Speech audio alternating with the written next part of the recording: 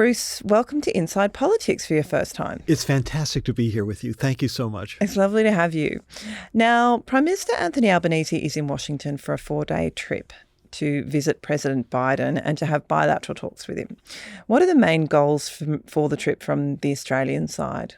Well, the origins of the trip were that Biden was to be out here, but then the default of the United States was pending, and he couldn't come. And so the apology is this is a make good, and so that's what it is. But the agenda is Prime Minister Albanese said he's met with Biden in his remarks yesterday at the White House. He said, I've met with you, 9 times. And they've been together. And on his first day, right after the election, you'll recall, he went to Japan to meet with Biden. He did. This relationship is about as deep as the United States has with any other country. And I include Israel in that, and I include the United Kingdom in that, and Canada in that. And it has many layers to it. And when you look at what was announced today, as far as the agreements that were reached, they were in over a dozen areas. It is extremely rich. So this is a make good. It's a continuation of the alliance. It comes at a time when China is in the balance. Which way is it going to go? And both leaders are going to see President Xi in the coming days. And that's all really significant. So I see this as much more than just embroidery or symbolic on the relationship, but just digging deep on all the areas that they care about, a focus on the Indo-Pacific, but then also on other trouble spots in the world, such as Gaza, Israel, things like that, and Ukraine. And what are the main things that they've agreed in terms of Australian trade? We've heard a lot about critical minerals. Yes. What does all that mean? And I made a list. I watched their press conference, and I went into the White House room to look at what was online, and it was AUKUS, of course, and then the range of agreements and cooperative programs on new technology, artificial intelligence, telecommunications infrastructure, climate change, clean energy, critical minerals. Pacific cables are going to be to link Pacific Islands and to improve their telecoms infrastructure and so forth. There's going to be banking integration, space launches, Cape Canaveral's coming to Australia, so there will be more things going upwards out of this continent. And there's also, I saw, a new program to increase links between the Indigenous peoples in both the United States and Australia. I thought that was very interesting. Yeah, that is interesting. Yes. The critical mineral stuff, this is all about, Australia obviously has critical minerals that we can mine, which are important for renewable energy technology like wind turbines, batteries, and solar panels, I think. The US wants to be less dependent on China for those critical minerals for obvious reasons to do with the geopolitics of that region. So this is also good for the US to sort of shore up their supply chains with a reliable ally like Australia. Is that right? It is, and it's also fantastic for Australia because it's now in a more pivotal position on something that's going to be really decisive in new technologies and clean energy and battery and so forth for years to come. It's a win-win, and there could be no more reliable customer. Given our China experience and wine and barley and everything else, there can be no more reliable customer than Australia in which to source these minerals. Let's talk about AUKUS, because that is probably the primary reason why Albanese wants to sort of shore up the relationship and to make sure that that agreement, which is enormously important for our strategic interests, which we've put enormous amounts of money into and will do so for the foreseeable future, that deal is contingent upon the US Congress and the US Congress legislating to progress it.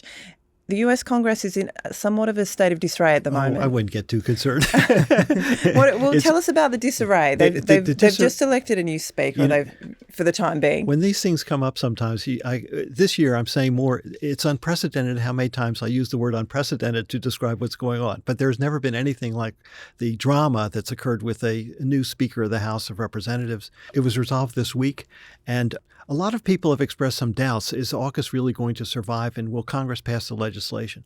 I've never had any doubt about it. When there's a will, there's a way. And the relationship with Australia is as bipartisan as you get. And the concerns are really on making sure that the U.S. submarine capacity priorities are met. And they will be met. I thought it was really significant that President Biden said he has full confidence that this will be enacted by Congress, and Prime Minister Albanese said the same. And he is meeting with, has met with all the significant players in this in Congress. So there's some noise, but I don't think there's any. The signal is this thing is going to go through, and I think it has really broad support. You just said then that the AUKUS deal and the relationship is as bipartisan as you get, but bipartisanship doesn't really exist in US politics anymore, does it? This is why there is always an exception that proves the rule, and Let's hope we're it. Yes, Australia is it, and there's just no hostility to it. Those who are expressing doubts are saying, are we really devoting enough capacity to build the U.S. fleet out to its target levels? And the answer is they need to do more. So it's not taking away from Australia and this deal, but it's enhancing what the U.S. can do. We will all be collectively shocked if Congress doesn't do this, but I believe every time I test it with people on both sides of the aisle, in Washington and in Canberra, the answer comes back, this is going to get done. Okay. Talk to us a little bit about the pomp and ceremony of a prime ministerial visit to the US. We saw that as on arrival, Anthony Albanese and his partner Jodie Hayden had a little private dinner with Jill and Joe Biden. And then, of course, there was the state dinner. The state dinner is a very grand affair. What does it involve? Is it a big deal? Why is it a big deal? Does everyone get one? Not everyone gets one. Again, there have only been 4 state visits during the Biden presidency. It was President Macron of France, the head of South Korea, Modi of India, and now Anthony Albanese as prime minister. There is quite a pomp and ceremony when the prime minister first visited the White House and on the South Lawn, and you have military review, and you have bands, and you have crowds, and you have speeches, and it's really a lot of hoopla. The state dinner is really a rare event, and it is a high social occasion. It cuts across. It's extremely formal, but cuts across the formality between 2 leaders so that they can really engage with the web of networks that support the bilateral relationship of whatever country is involved. And I think you could just see all the warmth between the 2 leaders and their entourages. So a lot of the prime minister's staff, this is a lifetime achievement. They get to go to the state dinner. So the chief of staff went, a lot of press people went, the national security advisor went. So they'll have tales to tell for a long time to come. Mm. And on the Australian side, there was much sort of talk that we might have a few Hollywood stars there. But apparently Margot Robbie, aka Barbie, couldn't make it because of a scheduling conflict. But I heard they ran out of pink dresses. She couldn't source any Surely in Washington. Not. She's got plenty in her There wardrobe. we go. But the Australian rapper Kid Laroi, who's from Waterloo, which is not so far from Anthony Albanese's electorate, he attended. And then, of course, a lot of bizoids. So we had Macquarie Group chief executive. We had BlueScope chief executive. We've got Innes Willicks from the big trade association. Yes, and Peter V'landys, who of course is a big cheese, particularly in Sydney. He's the Rugby League Commission Chair and the New South Wales Racing Chief Executive. It didn't have as much oomph in that department as Trump had for the dinner with Scott Morrison. And then you had people from Hollywood, and you had all the business figures and the Pratts and everybody else. And it was a very heavy-duty affair, and it was very successful. But this dinner also comes at a time when the world is looking at war in Ukraine and war in Israel and Gaza, and I think they wanted to dial it down a notch to have it, businesslike and still sociable.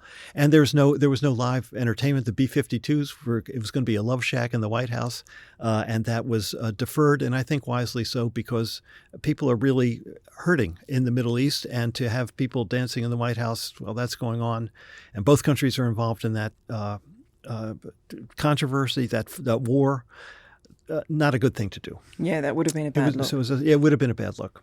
Just on that, Albanese is visiting the US at a time when Biden is distracted by his domestic political sort of challenges, shall we say, and also, most importantly, the horror of the unfolding conflict in Israel-Palestine.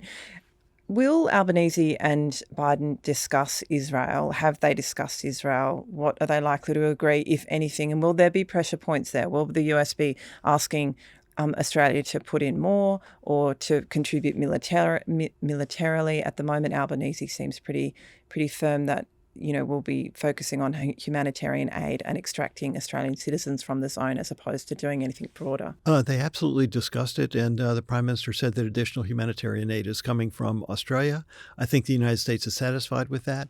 I mean, Australia is not a frontline country as far as the war is concerned and the Middle East is concerned, at least this aspect of it. In Afghanistan and Iraq, of course, Australia was shoulder to shoulder in its military commitment. So no, I think the Prime Minister would have gained a lot of insight into President Biden's thinking, and he's pivotal to this. The visit to Israel, his guidance and counseling of the Israeli government and what it should do, the focus on humanitarian aid, the focus on a two-state solution as being ultimately the road to go down in resolving this conflict. And I think those messages are shared by the Australian government and are heartening to efforts to truly use this terrible crisis and ordeal to kind of break through into something that could possibly resolve it. So I see all those things being served. Obviously, there's a huge difference in the degree of engagement between the US and Australia on Israel and the Middle East generally. But is there a sort of difference in policy that you can name? Is it, I'm thinking, is it likely down the track that the US will get involved militarily in this conflict and there will be pressure on Australia to follow? The US is already militarily. Two carrier groups are in the region, and the strongest signals are being sent to Iran, as President Biden likes to say, don't. I don't think there's an anticipated role for Australian military. I haven't seen any discussion of that. But again, I think that where there's a bigger difference is in the political culture of both countries, and I think here there are arguments between pro-Israel and pro-Palestine and so forth. I think they're slightly more raw here than in the United States. Polling in the United States shows a real uptick in support for Israel. Here, there is that, but there's also a strong uptake in support for Palestine.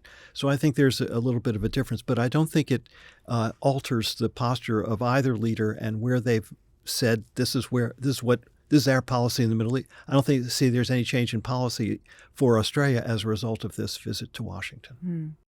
On another topic, Albanese was also expected to raise the plight of the WikiLeaks founder Julian Assange, who's probably Australia's most famous prisoner, or overseas prisoner. Washington is attempting to extradite Assange to the US to face charges over the publication of classified documents in his role as WikiLeaks founder.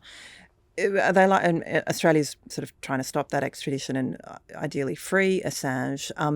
Will Albanese get a sympathetic hearing from Biden on that issue of Assange? I think the hearing he will get is if it is raised, and I have every reason to believe it has been raised. I think what he would get from the president is, I understand what you're saying. I appreciate it. Thank you very much. But I don't think the president would signal anything on this for the fundamental reason. There's something deeper as to wherever Joe Biden is on this issue. He has separated himself from the Justice Department, and any decision taken by the Justice Department to prosecute or pardon or give dispensation to anyone throughout his presidency, he said, I am not having Donald Trump's administration. I do not direct the Attorney General as to who to indict and who to exonerate and what to do. It is up to the Attorney General. And wherever President Biden has been under investigation, and he is, a special counsel is looking at his use of classified documents, it has been independently taken by the Attorney General. So the address to resolve the Assange issue is the Attorney General. And I really hope that Australia is making a full court press with the Attorney General and developing, to be effective, they really have to show precedence here as to why mercy should be shown to Julian Assange, and I really hope that case is made. Bruce, you've worked for an Australian Prime Minister, Julia Gillard. You've also worked in the White House, so you can see both sides of this. I'm just wondering whether Prime Ministers usually get any political credit among voters at home for these kinds of visits, which are a big deal.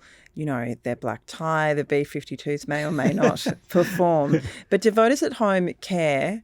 Do they notice, and does it add to the sort of the credibility or the authority of the Australian voters, of the Prime Minister in Australian voters' eyes? Just one thing for the record: I didn't work in the White House, but I've been in the White House, and I was closely associated with people in the White House.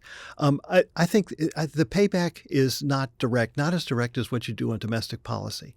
There's a stature issue, and that you are treated as an important leader in the world, and I think that has a benefit, a political benefit. But it really comes down to the lived experience of Australians from all walks of life. Are they doing better or not? Where you can take international action to help ease trade burdens imposed by China, I think, yes, there is a reward for that. Sending troops overseas, that is tough. Even if the cause is supported, it's hard. So I think you can bask as a prime minister in the glow of being associated with the most powerful people in the world and where Australia is seen as a good actor in this world. I think that helps. I don't think it necessarily wins an election. So he might be dancing in the White House this week, but next week he'll still have to be home and dealing with the cost of living crisis. Things, right. And you're thinking, oh, I kind of wish I was back in the Oval Office with President Biden. Even if the B-52s aren't playing. That's right. Bruce, thank you so much for joining us. It's been a real pleasure. I hope we can have you on again. I would welcome that very much, Jackie. Thank you so much for this. Now we will welcome our very own Paul Sakkal, federal political correspondent, to discuss the fallout from the Voice referendum, which already seems so long ago. Thank you for joining me, Paul. Hi, Jackie. So, Paul, after the referendum, which was just sort of 2 weeks ago, Indigenous leaders asked for a week of silence while they mourned the result, and that period ended this week. And a letter was sent out. First, a draft of it was circulated, and we published a draft, and then the actual final copy of the letter. So, can you just talk us through the draft and what ended up being the final result?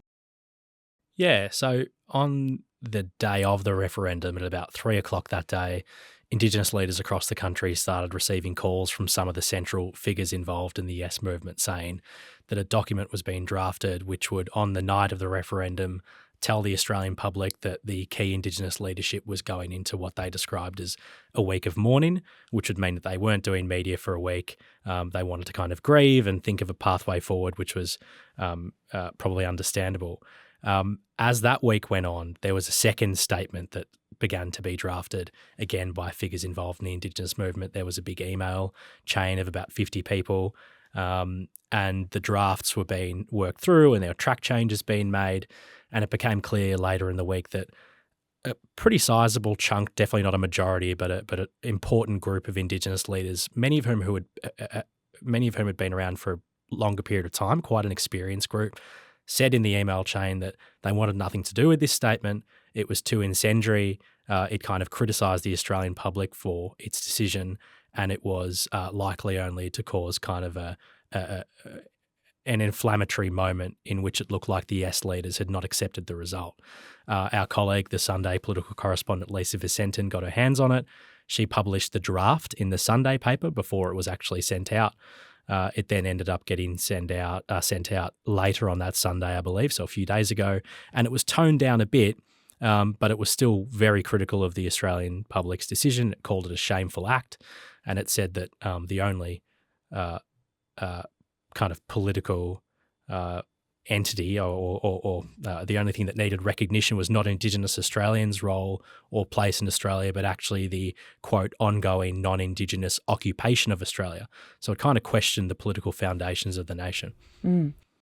It also, at least the draft form, singled out some of the no leaders, the Indigenous leaders, so Warren Mundine and Jacinta Nampijinpa Price, and said that they were basically frontmen for right-wing organisations. Isn't that right? It did. The draft document said that Jacinta Price, Warren Mundine and Karen Little, who's the lesser-known coalition frontbencher who's also an Indigenous woman, were front people for the Centre for Independent Studies, the IPA, which are think tanks that did play a serious role in the no side and had been campaigning for decades to kind of do what they describe as ending separatism in Indigenous policy, which really is Jacinta Price's mantra. Mm. What was the reception to the letter? Because Karen Little in particular, she made quite an impassioned sort of defence of herself and a rejection of the letter, didn't she? She did. She's really the first person, and this was on our website yesterday, she's one of the first Indigenous figures who have really come out publicly and said that this letter was a serious misstep. I mean, some people would say that she would say that. She's a member of the coalition. But her view was that it proved that the key Indigenous leaders involved in the Voice referendum didn't understand, even after the resounding loss, that the proposition they had put forward, this idea of a voice to Parliament, was fundamentally flawed from the outset. And her view was that it was an arrogant statement, that it was an incendiary statement, and that it made a personal and false attack on her as a front person for right-wing think tanks, which she's actually had no involvement with. She's a person who's worked in Indigenous organisations. She's a businesswoman. She's a former journalist. So it was, in her view, a personal insult made by a group of people who, in her mind, failed to accept the result. She also criticised the fact that it wasn't signed by individuals. So she said that no one actually put their name to this, despite it being, really quite critical. Yeah, she felt it lacked credibility, given no one was willing to put their name to it, and she questioned the courage of the individuals involved in the drafting. We don't have their names, but there has been some reporting by me and by some of my colleagues on who was involved. We know that Noel Pearson and Thomas Mayo and Megan Davis had some role in the drafting, because we've seen evidence from the email chain and also the track changes in the Word document itself. What we don't know is the extent to which they were involved in the drafting, but we know that they were part of the team that led it. Yeah. Karen Little also took issue with the assertion in the letter that the referendum result was a rejection of recognition of Aboriginal people in the Australian Constitution, or that Australian people don't want to do anything or don't care about the gap. That she said it was a specific rejection of the body of the voice, but overall recognition, constitutional recognition, is pretty popular. Yeah, this is a point that she made, that she believed the letter was misleading because it characterised the no vote as a symbol of Australia's rejection of Indigenous people at large, really. And I mean, not to speak for them, but you can understand an Indigenous person feeling extremely disappointed by the outcome and thinking this was a vote on them and their role in the country. So I don't think Little was kind of she would understand the psychology of people who would have taken this as a real personal blow, and I think we all understand that grief. But what she was trying to say was that if this referendum was held on a much simpler proposition, the proposition of merely symbolic recognition of the role of First Peoples in the Australian story, it would have won. And to characterise this as a rejection of that fact is, in her mind, dangerous and doesn't send a positive message to the Australian community. It leads people to believe that Australia is fundamentally, at odds with its Indigenous heritage. Mm. So we've had this war of words this week over this letter and the drafting of the letter, but I want to just ask you briefly about sort of concrete policy developments, if there have been any. I mean, the government, there'll surely be pressure on Anthony Albanese to propose a policy that actually addresses Aboriginal disadvantage, given that his preferred policy has failed so spectacularly. Have we seen anything along those lines from the Prime Minister yet? The Prime Minister hasn't given any detail about next steps. He says he's waiting to kind of hear from the Indigenous leaders who are in this period of grieving. Some key Indigenous leaders are actually meeting today for the first time. They're actually in the meeting now. And there may potentially be some movement from the Indigenous leadership soon. The PM's away and has moved on to international affairs and kind of bread and butter issues. I think it will actually take quite a bit of time for the dust to settle and for there to be any kind of serious engagement between the Indigenous leadership and the top levels of government on a way forward. I mean, these things take a lot of time and consultation. At this stage, we've heard very little from government about what their next steps are on not only reconciliation, but new ways to close the gap. But Linda Burney did say on election night that she hoped to have new policies, practical closing the gap policies within the next few months, but we don't know what they'll be. Okay, well, when they're announced, we will have you back on, if not before. Paul, thank you so much for joining us. Thanks, Jackie.